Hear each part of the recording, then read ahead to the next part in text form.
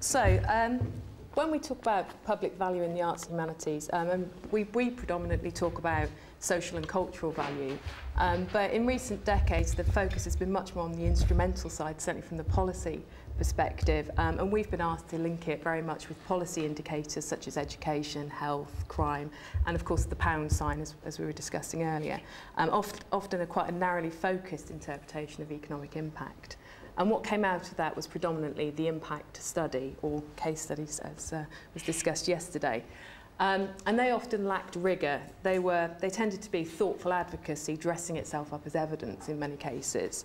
They had a narrow focus. They made sometimes unreliable claims. I think there was quite an encouragement in the early days to make grand claims about massive multipliers, which just, I mean, reading them, people lost faith in what was being said, and it actually undermined the key arguments that were there. That, you know, once you got past the kind of the game playing, if you like, the actual key point was lost, which was the reason that people engage with the outcomes of arts and humanities research, and also with culture, which is, you know, the aesthetic, the enjoyment and engagement that people actually value in the arts and humanities, as I was discussing earlier, particularly, you know, exhibitions, as I was saying, the exhibition that stems from research. People don't go there to spend money in the gift shop, and that was often the thing that was focused on in those impact reports.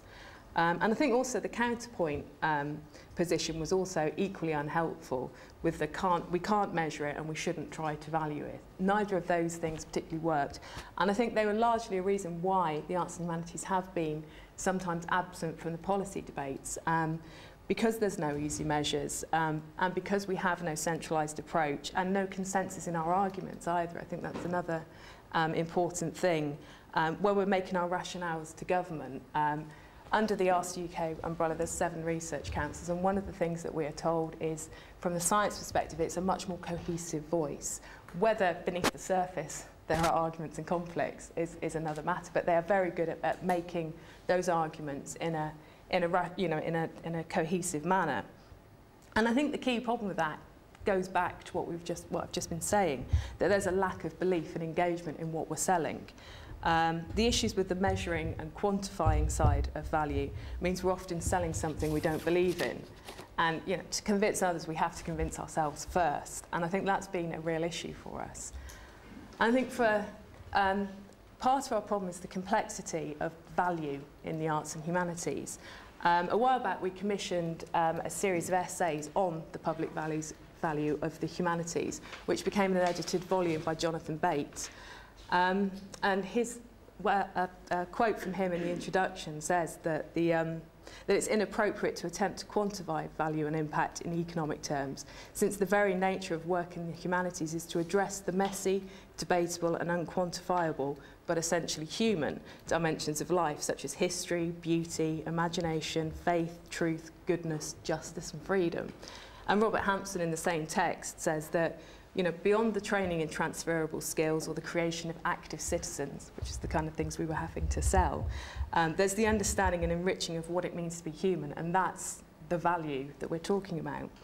And it is complex. Arts and humanities is involved with the big questions of who we are, where we came from, where we're going, and, you know, that's often quite intangible, which is an issue for policymakers, particularly when we're making justifications to funders. At the moment, we're thinking about the next spending review, and the key thing we keep getting back is what's your return on investment. You know, that's the big talk for the next spending review, and we keep getting asked, what's your killer one-liner? What is the thing that would not have happened without arts and humanities research? And the thing is, you know, we tend not to produce things. We don't do the big thing that can be measured in terms of a specific or focused outcome and delivered in a neat, short, simple statement. When we're dealing with the messy, debatable and unquantifiable dimensions, it can be quite challenging to present them in this way. I mean, the value of the arts and humanities is huge. If you try to imagine a world without them, you know, it would be a very bleak place. But to reduce that to a policy soundbite is incredibly difficult. So moving on to what is to be done, that's a difficult question. I think the key thing is to lose the baggage. We need to find a way of proceeding, something that we can agree on and that we can show that actually works. And I think that is a key point, because I think we've had many attempts in the past to come up with an agreed approach, And it often, I mean, certainly in the UK, it's tended to be a top-down toolkit, or, you know, this is what we're now doing. And it's not been tested, it's not rigorous, it's not robust, and it hasn't got the buy-in of the community. It's also tends to usually be quite simplistic. And I think, going back to what I was saying about complexity, we need a sophisticated and nuanced approach, something that recognises that complexity and is not involved in the hierarchies, which we've already discussed many times, the opposition of the quantitative and the qualitative, the opposition of instrumental and intrinsic. And I think we need to put that to one side and focus on what works. We need to articulate what the value is before we start trying to measure it. And we need to take a mix of both qualitative and quantitative approaches. And as I said earlier today, I think we're talking about evaluation, not measurement. I don't think simple measures will work or do us, I think they do us a disservice. And we've, over the years, come up with many different projects and approaches, because part of our remit is to come up with new methodologies and approaches for these big questions. As I said, we've had the Public Value report, we've done innumerable case studies and various reports. We've also developed a series of timelines, both long-term over centuries, so how the arts and humanities have contributed to the entire history of human rights, for example. Then we've done much more shorter focus things about their contribution to key areas such as forensic archaeology. And we're currently doing a timeline, for example, on health and well-being and how the arts and humanities connect up with that. And yeah, I should stress that's well-being with a small w, because in the UK, subjective well-being tends to completely miss the arts and humanities for some reason, which is not helpful, I would say. But we also focus on the importance of core research itself, for the understanding and enriching of what it means to be human, the stuff that we were talking about earlier. I think, you know, it's important when making the arguments not to just focus on the easy stuff about, you know, the things where we can go down that instrumental route again. I mean, there are some fundamental values within just the exploratory research, the risk-taking and so on. And one solution, if you like, that we've come up with is thinking about how one addresses cultural value. So we've initiated a new cultural value project. It was referred to yesterday, the £2.5 million project. And it aims to propose evaluative approaches and methods that capture cultural value in a meaningful way. And we're hoping to establish a new paradigm for valuing culture. And I think the key thing to mention about the project is that it's an inclusive approach. We want to bring researchers, practitioners, institutions and policymakers together to actually discuss, develop and test potential approaches to see what works and to make sure that what we propose at the end of it has a weight of evidence underpinning it and that it's being tested in a practical setting. And it's going to basically be in three areas.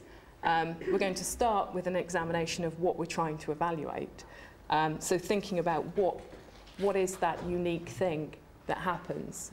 You know, what is cultural value? What do we mean by that? Then a deconstruction of the current discourse. So again, they're talking about the unhelpful schisms that currently exist. And you know, the idea that instrumental versus intrinsic has to be oppositional. Actually, you can have both. It doesn't have to be an either-or. You know, it doesn't have to be qualitative or quantitative. We're keen to stress that it can be both things. And also a look at the different categories. So again, looking at the things that we've been asked to demonstrate value in the past and asking, are these the right thing, the questions that we're asking, or should we actually be looking in other areas? And then finally, as I said, we're hoping to provide some new methodologies.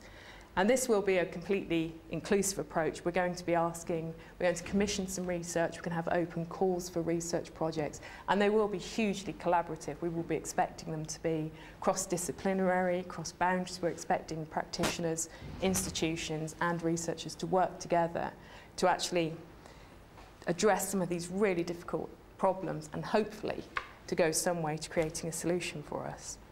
And I think that's all I really wanted to say.